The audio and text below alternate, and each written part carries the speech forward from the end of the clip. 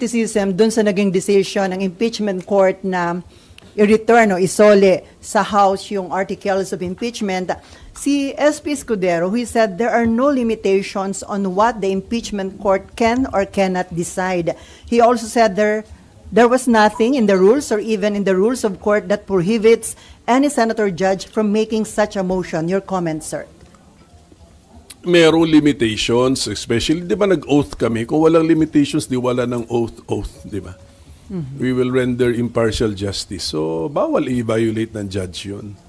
So, if you're taking, if you're pursuing a partial position, partial stand, you're violating your oath to render impartial justice. Then, of course, there's a constitution. Yun ang ano talaga, yun ang absolute rule na bawal ano tawag mo doon, i-violate.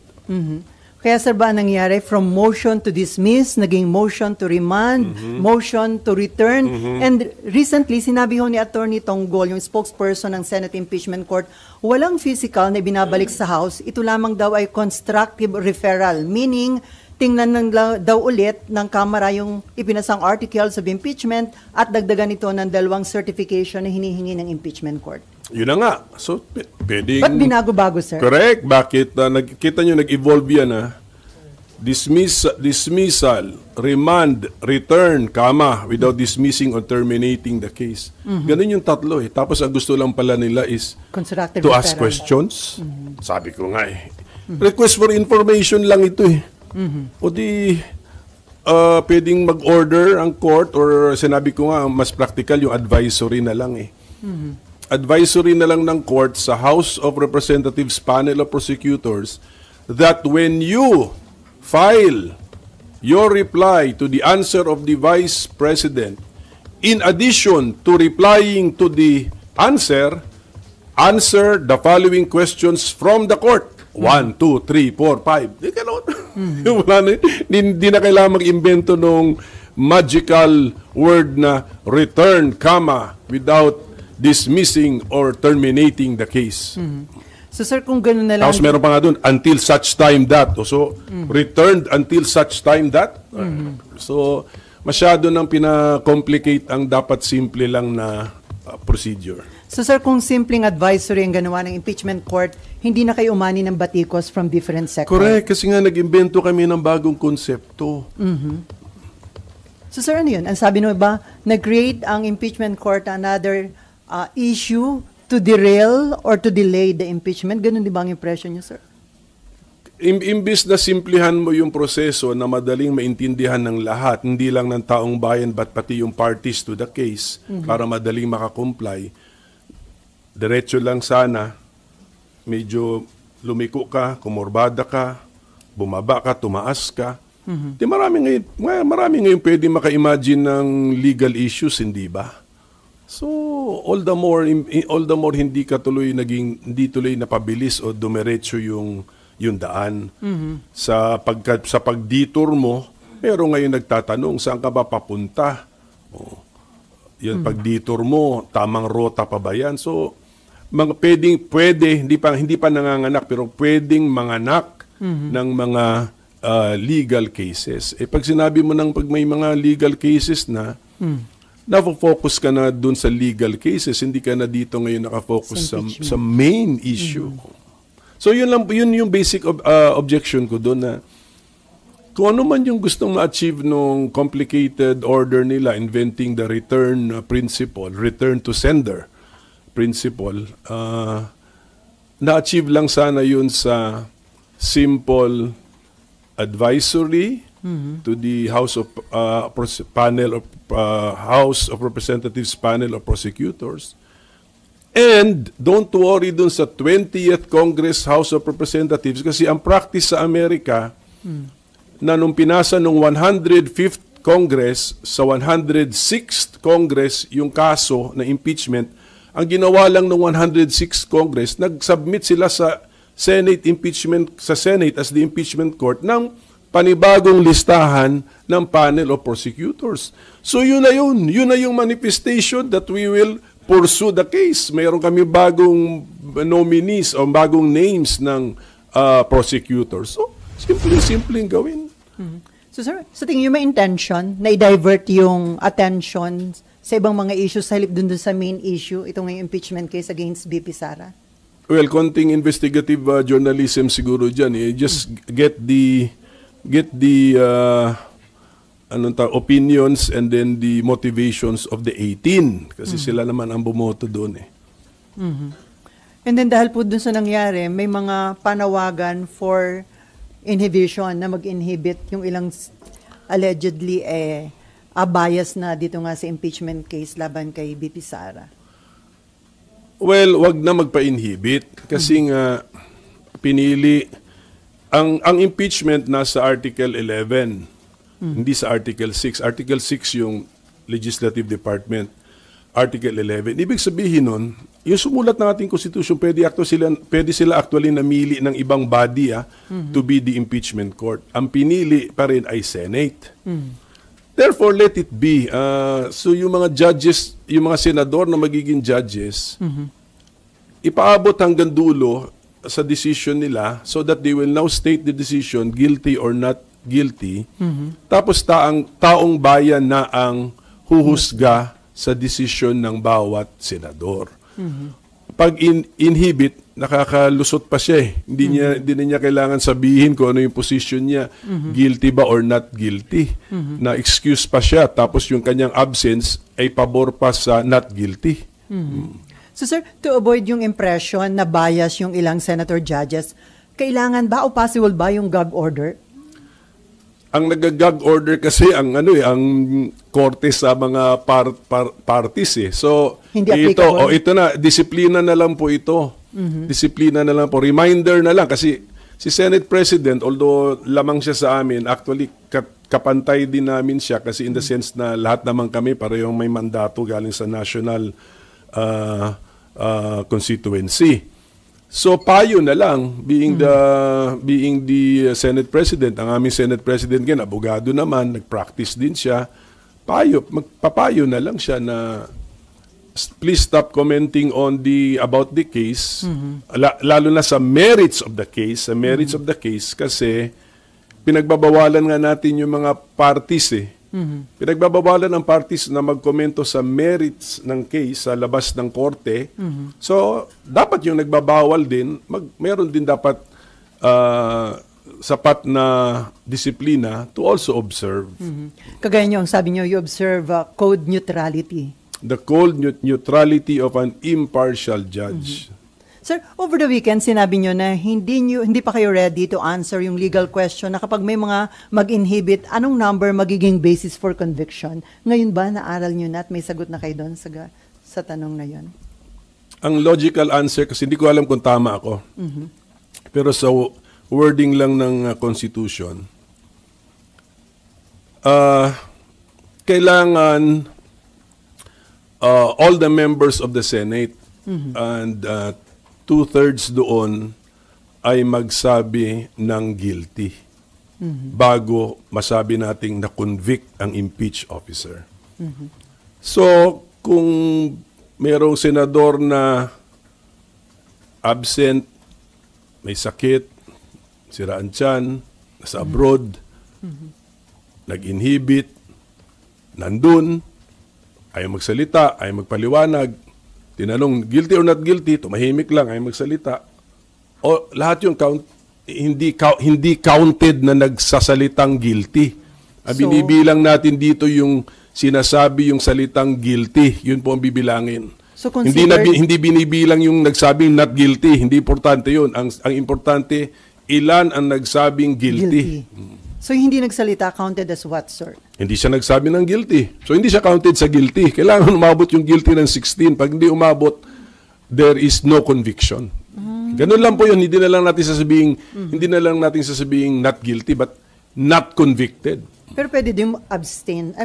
Abstain, tahimik, umalis, nag-walk out, nag-absent. Pero yung abstention considered as acquittal yun, sir? Ang abstention, hindi nagsalita ng guilty. So, hindi mabibilang sa guilty. Pagbilang natin ng guilty at kailangan 16 para masabi nating na-convict. Okay, si Daniel? Microphone.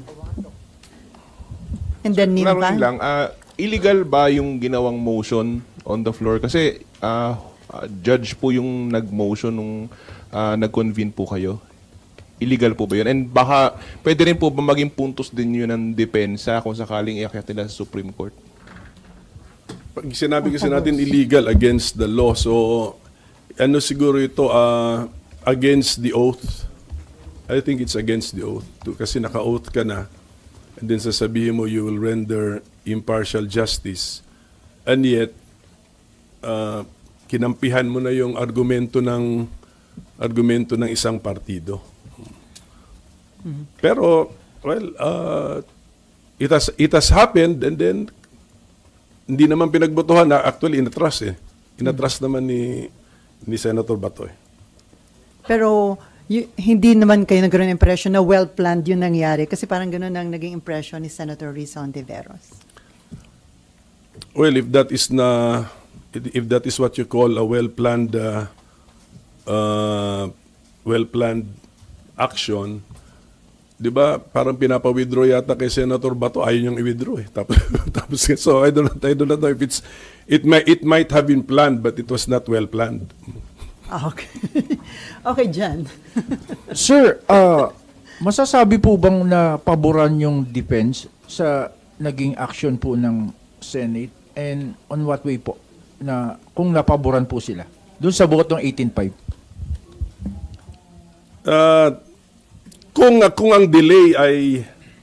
ang delay at saka ambiguity ay pabor sa impeached officer, masasabi natin na paboran si impeached officer. Kasi number one, na-delay talaga. Nag-recognize ang Senate Impeachment Court ng pause. Pause.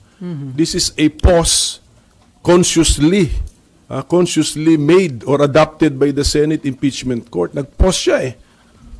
Conscious niya ginagawa. And then nag-introduce siya ng mga legal concepts and proceedings or procedure na masasabi nating hindi supported by the words of the Constitution and the Senate impeachment rules. Hence, it is inviting what? Yung sinabi ko noon, it's inviting a case. And a case equals delay. So, yun po yun. So, yun po yung danger na nangyari doon. Sir, from Marlon Ramos, get well soon. How do you feel about other senator judges openly lawyering for the defendant in the Senate impeachment proceedings?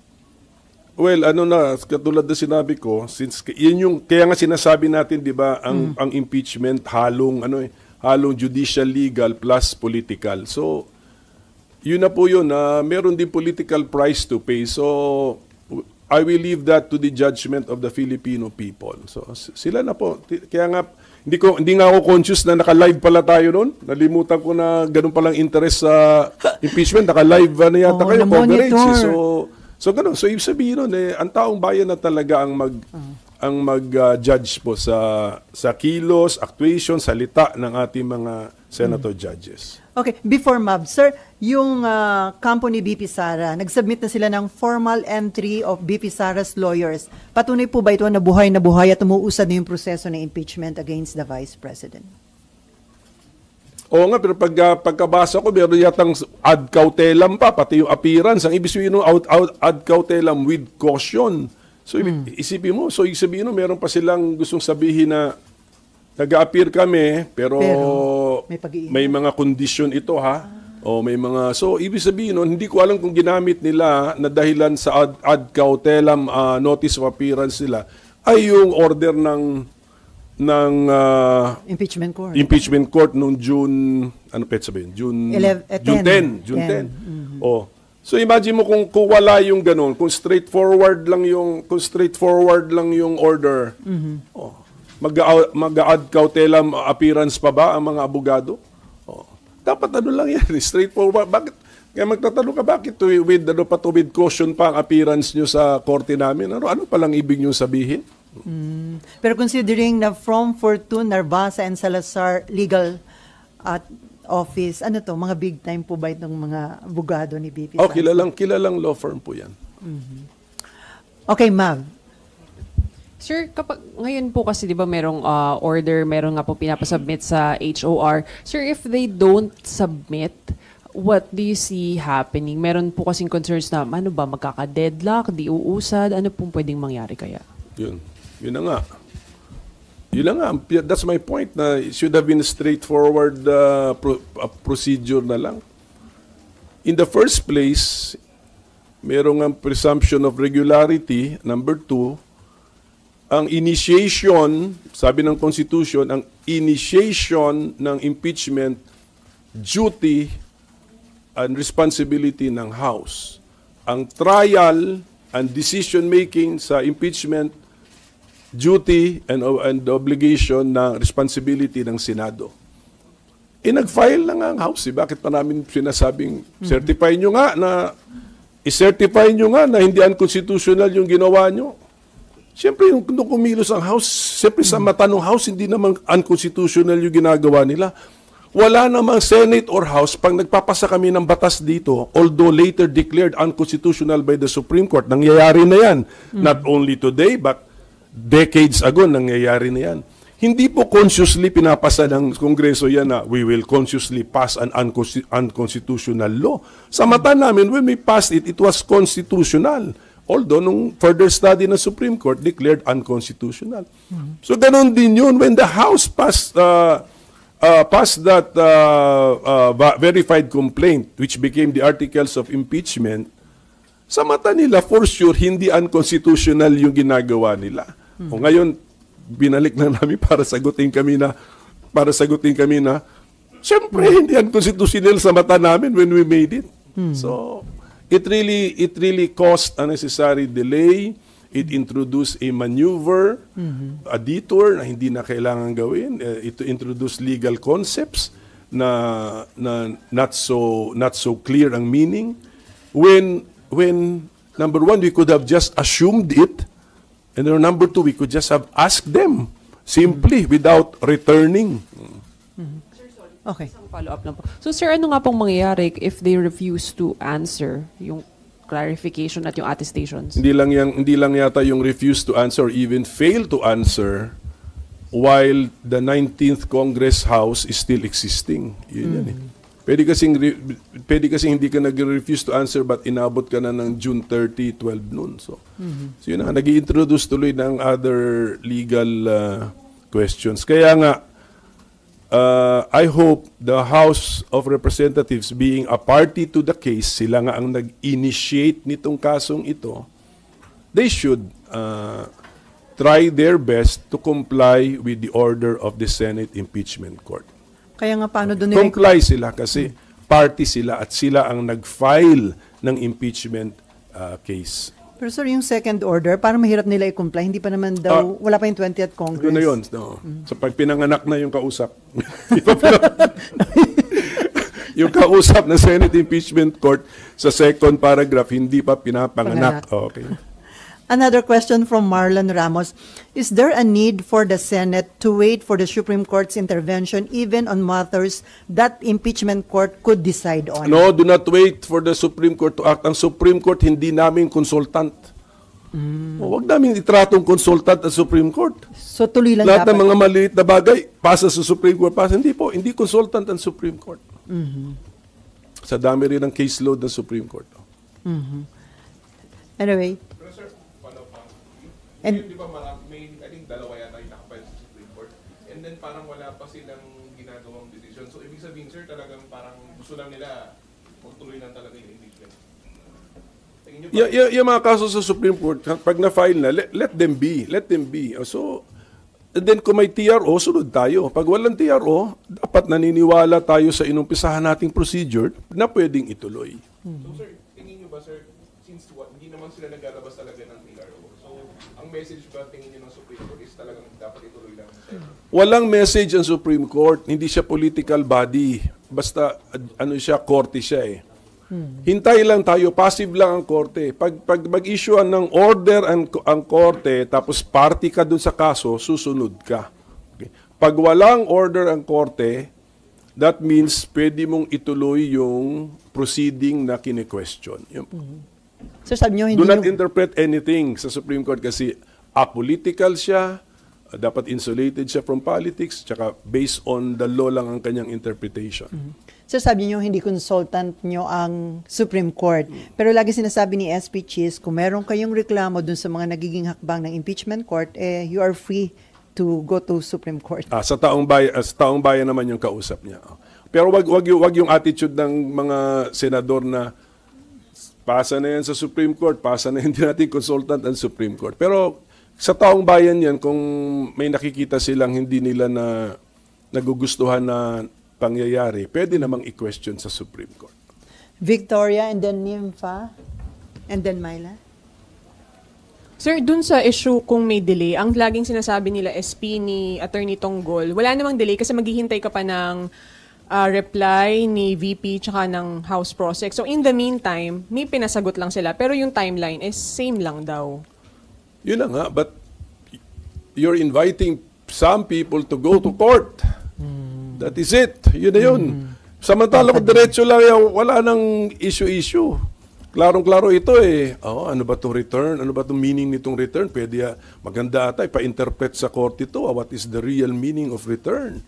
So, etc. Sa ngayon, wala pa nagka-file. So, we are not bogged down in court cases yet. Kaya nga, dun sa mga, kaya nga, kung mapapansin nyo, yung mga, may mga abogadong or even mga framers of the Constitution, against sila sa decision, and yet they're not filing. Because it may even be a trap.